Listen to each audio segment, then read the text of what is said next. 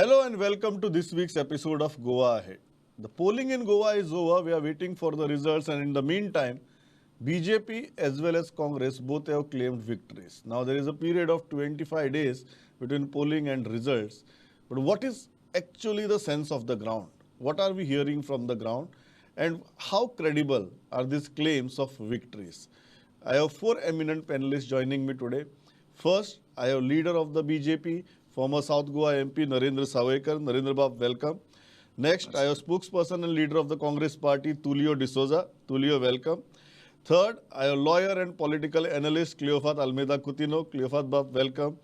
And last but definitely not the least, I have Professor Dr. Manoj Kamath, political analyst, educationist and economist. Manoj, welcome. Cleofat Bab, I'll start with you. So Yes, we met yes, on the day of polling. We had yeah, our own analysis. I think after that, all of us have gone back to the ground. We have yeah. spoken to lot many people. And then BJP and Congress have claimed victories in their respective spheres. What is your sense of the ground now? Uh, I don't think there is anything that has changed, but my sense on the ground is that which I have maintained for a long time, at least in your programs. I have always said that the government is facing a huge anti-incumbency. In fact, the election showed a complete backlash against the government. But on the other side, the opposition has been divided. Last time, when the government also faced anti-incumbency and got reduced to 13, they got a 32% vote share, while the Congress party with 28% vote share got about 17 seats. So I don't expect, I expect in fact a further dip in the BJP vote share. They may be around say 28-30%. That is what they may go down further. But the big worry for the other side is to what extent a newcomer like the TMC may make a dent into their vote share. So, but by and large, the election is bipolar. It is between the Congress and the BJP. Okay, we'll go to the finer details of it, including Congress's position in Salsette. Between the two, it is a front runner. Yeah, okay. Tulio, how is Congress looking at this? The party has claimed that you will be the single largest party and you can even get a simple majority. But what is the realistic assessment post-polling? See, the realistic assessment post-polling and even pre-polling, our stand doesn't change. Based on our sustained campaign that we were going on the ground, we were running on the ground, the fact is that the people of the state were totally disenchanted, in fact, frustrated with the present dispensation. People were looking for a change, and they were looking at this election to bring about this change. So not only we are expecting the numbers that voted in terms of the percentage clearly shows the backlash against the present government. The present government has, in fact, created so much of anti-incumbency for itself on the ground that in the last 6 months, you go through what has happened, you see every section of the society was on the road. And I'm sure the Congress party is not looking at a single largest party. Congress party is looking at an absolute majority to stake its claim to form the government on the 10th of March. Okay. And that's for sure, because you see, there is no other party except the BJP, whom we are fighting, that is even in a reasonable position to claim.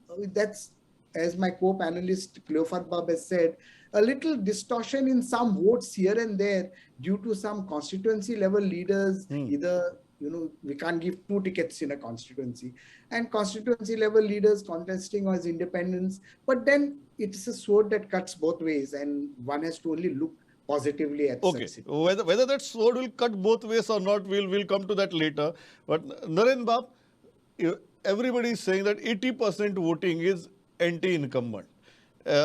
While your party is claiming that you're still sticking to your 22 seats in 2022. Why this confidence? You see, right from the beginning, our narrative have been throughout the election that it will be 22 plus in 22. The reason behind this is the kind of a work that we have done in the past 10 years, right from 2012 to 2022. And later on, after Dr. Pramod Sawant taking over as the Chief Minister of the state, he has been working very hard in spite of the fact that the pandemic that he had to face. And there were certain issues that, in fact, he had to face because of the pandemic. In spite of that, we have performed well during all these years, and people have reposed their faith in the Bharatiya Janata Party. And to tell you, in last time BJP got around 32% of the votes. I'm quite sure and confident that this time also we will go beyond 32% for the reason that right from Pernem or otherwise from Pernem Taluka to Konkani Taluka, BJP will perform well in all these constituencies. And in spite of the fact that BJP has ruled the state for 10 years, we are quite sure by 10th of March, as the EVMs will be open, the people of Goa will find and everybody will realize that BJP is again going to rule the state. Manoj, do you agree with that? Because 80%, whether it is anti-incumbent or pro-incumbent, number one. Number two, the point that Cleophas Bab raised, which is a kind of, I think, elephant in the street, not in the room, and that's about the split. How are you looking at both these issues? I personally clearly feel that BJP's performance will be disseminated this time. Disseminated not only in terms of number of seats, because when I'm talking about number of seats, I'm not comparing 12 to the expected ones. I'm comparing 24 to, because they were around 24. Those were the numbers where what BJP had even before the elections. One thing is, I feel that strategically, BJP has messed it in last 4 months prior to the elections. First, in terms of the employment. Second, in terms of unnecessary controversies which were created by their own imported MLAs. Those were unable to jail. Of course, people like Babu Asgaon, Babu Kavadekar jailed well, but there were others who could not jail well. The case of tickets to the spouses, using different set of rules, one to Vishwajit Rane and yet another to Mr. Kavadekar. And if BJP had to stick to its same standards, what they used against Javadekar during Shiroda elections, they could have really handled Babu Kavadekkar's wife well, Savitri well in Sangay. Now, this not handling Savitri well in Sangay is going to cost them a seat. Of course, indirectly, Savitri may support to them. So when Narendra sir is talking about 22 seats, probably he's talking about 12 seats directly and maybe around 11 seats indirectly, because in more than one constituency, I have seen more than one BJP candidate, one on the official ticket and one on the other hand, to whom BJP has landed up its resources. Okay. Absolutely. So, a kind of a BJP versus BJP, but another BJP, unofficial BJP wins, then he may again go to BJP. Cleophas, I'd like to come to you on that. This Salsette factor that you are talking about, and the basic thing is, Congress's bastion doesn't look safe anymore. At the same time, we are talking about anti-incumbency. How do you think both these factors go together, or how are things going to pan out if both these factors are into play? Correct. See, I will admit that Salsette this time looks divided. I would say out of 8, about 4, they are front runners. But Pramod, look at it from the other side. In 2012, 2017 and 2022, we have the same numbers, around 80%. We have seen that last time. And each time the government has been changed. In 2012, Digambar Kamath was voted out. In 2017, again, Parsekar was voted out. And 2022, same numbers. And even at the height of his popularity, when Manohar Parrikar was a shining leader of opposition, he could not manage more than 21. And to say that at this time, when their stock is down, they will get 22 is just bravado, one. Number two is, it is only to keep the cadres together, or maybe to keep the Sattari Taluka together along with them. We don't know what is going to happen. But looking at it, one thing is very clear, that everybody spoke of jobs. See, Pramod, I have said this repeatedly. Nowhere, no government ever faces industry body attacking them. We have TTAG, CREDAI, GSI, all attacking the government for being corrupt. TTAG placed a letter on the house, mission 30% commission. See, Lok Ayukta has damned the government, governor has damned the government, ruling party MLAs have damned the government. And still, when Savaikar tells us that the government has done good job, I think that is just plain bravado. The point is, but whether there is all these factors, have played any role as far as voting is concerned. See, according to me, people will not take this into account while voting. Is just to accept much that people are not taking into consideration everything. But look at it from another perspective. Should such government remain in office? Tulio, on that point, if Salset is not looking completely safe for Congress, how credible is your claim of a majority? See, first of all, I would not take that Salset is not looking clearly favorable. Salset has always traditionally been favorable, and in this particular election, the people of Salset have been totally with the Congress. Personally, I have been to Salset to at least 3 constituencies during my campaign, accompanying some senior leaders and participating in the campaign. The constituencies like Naveli, Konkani, Nuve have been totally, I can say that there was a ground support that was clearly visible and manifested in favor of the Congress. So where does that I do not accept that okay, here and there would be certain factors that come into play regarding the candidate or regarding some local issues. But there is no question of the BJP getting any ground support or any help from those constituencies. But even looking in the constituencies in the north, where I have traveled to so many constituencies, and I've seen that in constituencies where BJP has claimed to be their constituencies and their strongholds, they have people are totally disenchanted, I said.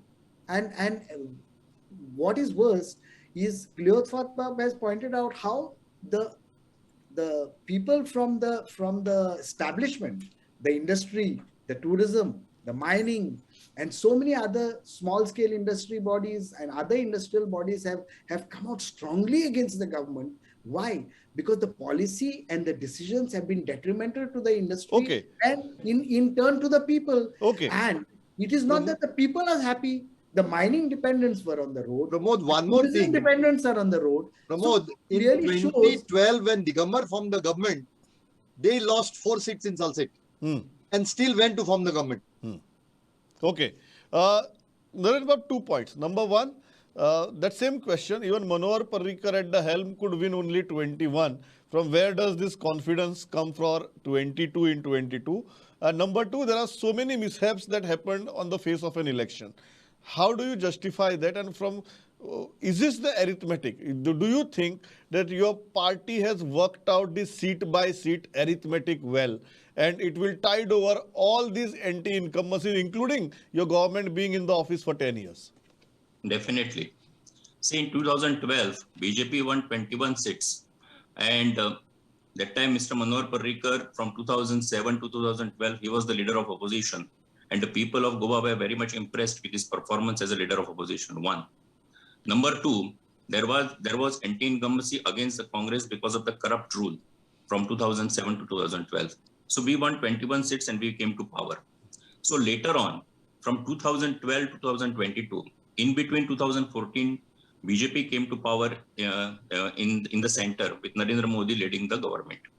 Now, what we have experienced, and my sense, because I have been traveling throughout the state, I have met the people, I have been discussing it with the people across. And what we have sensed is what people are impressed about by the BJP's government or BJP's rule is basically the kind of in various sectors like infrastructure sector, like health sector, like tourism sector. Now, even if we can say that the footfall in Goa of the tourists has increased, right, from 23% to almost 42% in the state. So taking into consideration all these factors, Because Congress, as in opposition, Congress can definitely claim so many things against the government, and they're rightful to in doing so because they're in opposition.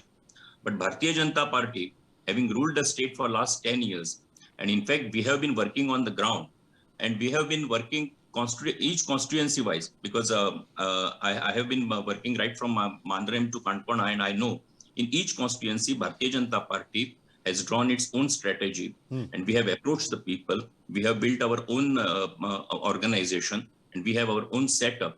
And so therefore, we know how strong we are in each constituency. You are saying the So seat by seat arithmetic is working for you. Definitely. Manoj Bab, So that's a very therefore- interesting point, because we have been talking about this all along, that BJP's strategy consistently has been go seat by seat, rope in leaders who can win, and then back them with the Sangathan. Do you think in some way, in spite of the anti-incumbency, in spite of the negativity on the ground, such kind of arithmetic formula can come to their rescue? Yes, certainly, but not to the extent that how Narendra Bhai is showing his optimism. First thing, let us understand that BJP is a very, very quick and agile party to understand things on the ground. They are very, very quick to react because of the network of karyakartas they have around the state, the support they have from the leadership, and the organizational cadre which they have built around the years. Second, all these things culminates when they have to run their programs. Second, also understand BJP is the only party which keeps their machinery oiled 12, 24 hours by 7 at any point of time in any particular constituency. Third, in terms of the management of people, the management of candidates, the management of opposition, the management of rebels, as what BJP follows it, no other political party in the country will be able to follow. Let us agree to this. Second, very important thing, your last Prudent survey, which was out and which was enormously discussed throughout the state, I understand, and what I see from the ground is BJP was very, very quick to correct the mistakes they were doing. They geared up their candidates well. They changed the faces of those candidates, etc. But understand, you do all this, but then you don't do something which is absolutely required at the government level. The organization was absolutely ready, as if it was going for a war, and that is the beauty of the BJP. What failed the BJP this time is the governance issue, is how their MLAs behaved, is how corrupt their ministers were, it's how they were absolute feared You are saying the Sangathan performed, the legislature could not make up to it. Absolutely. Okay, very, very important point. Let me go to Cleophas Bab on the most basic issue of this election, and that is defection. Do you think the people of Goa have voted on the issue of defection? Many a times when we have discussed this matter before polling, many of the experts, many of the analysts said that in some constituencies it might be an issue, in some constituencies it might not be an issue, but people by and large in Goa look at the face of the candidate and they vote for him or her. Do you think, as far as this election is concerned, this polling is concerned, things have been different, or it's all the same? Before I come to your question, Pramod, I would just like to add something to what Manoj said. Manoj said they are quick to react, agile party, yes. And one more thing is, the party is such, win at any cost, power at any cost, even at the cost of their own karyakartas. This has been another problem they have been facing this election. Now, coming to your question, I feel to some extent, the feeling has been sinking into the people that these people have been not respecting the mandate for too long a time. Somehow, a new feeling has come that for past 30 years, we have kept quiet. And I believe that at least in many constituencies, most of the defectors will get a beating.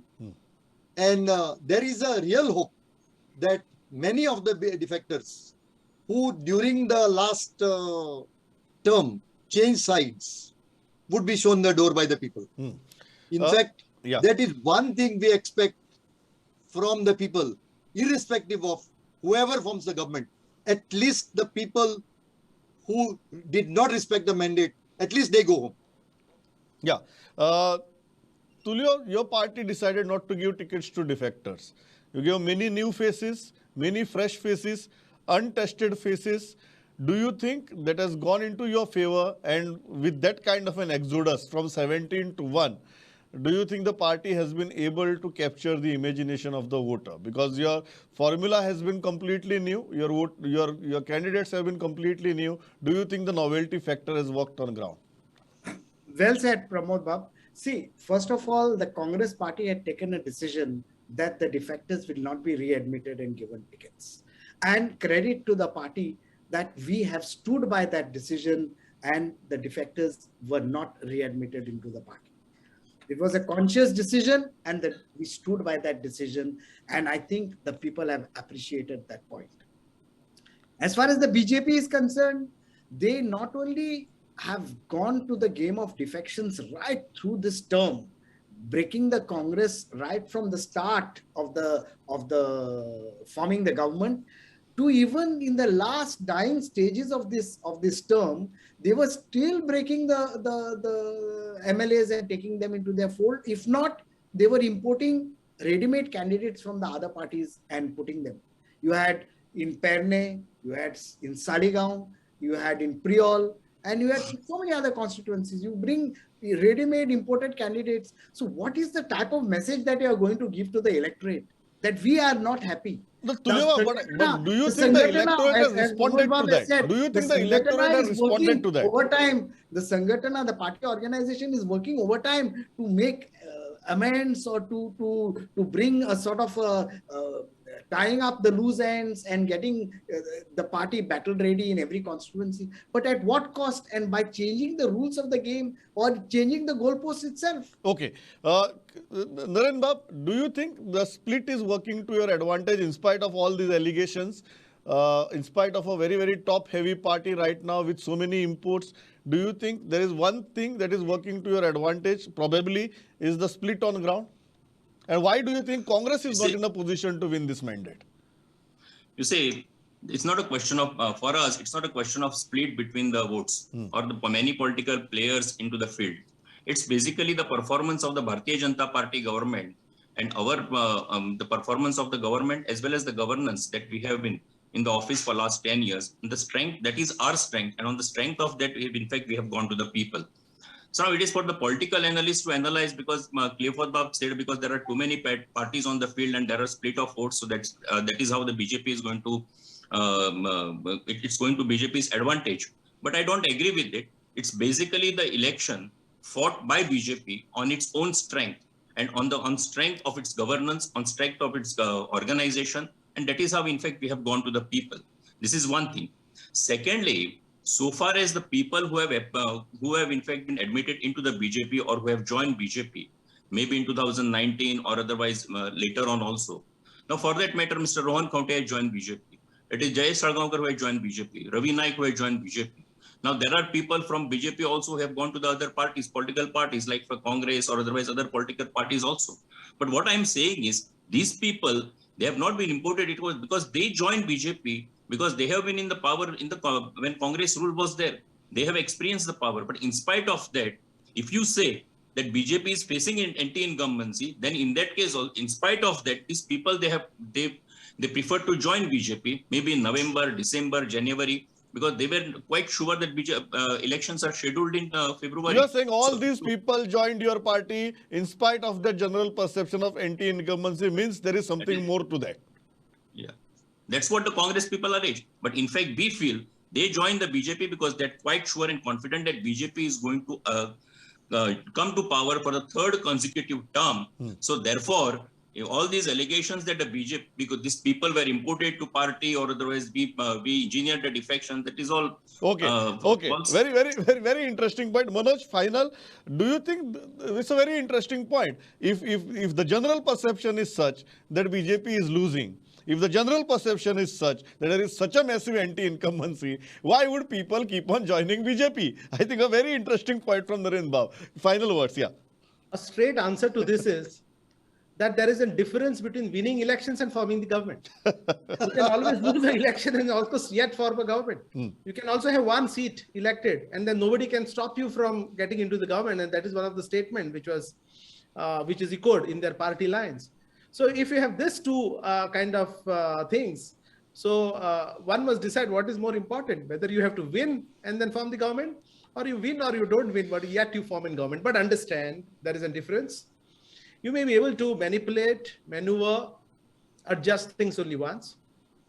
Because there have been multiple governments in the country throughout the history for last 75 years, which were different in the state and different at the center, yet the state governments performed very well. Given the present conditions today, when the center is unable even to compensate the states for the share of the GST kitty, whether you are in the government or you have the government which belongs to the ruling party at the center or not makes no sense. Because if you are a good performer, if you are a good administrator, you can always perform well. Okay. And I'll complete the second myth. I'll unveil the second myth. It is not only that because your party at the center rules in the state, you will get projects for infrastructure. Projects for infrastructure is a continuous process. No government in last 75 years, including the BJP government now at the center, has not stopped even a single project in a state which belongs to any other party, because you cannot build roads in two states and then leave one particular state. Because for Lok Sabha elections, you need to face the same constituents. Yeah, Manoj. Point well. I think one thing, this is a very interesting thing now in this phase between 14th February and 10th March, whether we are going to see a repeat telecast of winning an election vis-a-vis forming a government. And I think I can say this on behalf of all the Goans. The least we want right now is another hung assembly, whether it is BJP or whether it is Congress. I hope people have given a clear mandate, whether it is 22 in 22 or Congress is 21 in 22. I think the basic thing that we expect right now is clarity on that front, that if we are voting for a particular government, we would hope that the same government is formed after the results. Cleofat Bab, Manoj, Naren Bab, Tulio, thanks a lot for joining me on this panel. I'm completely out of time. Keep watching Goa Ahead.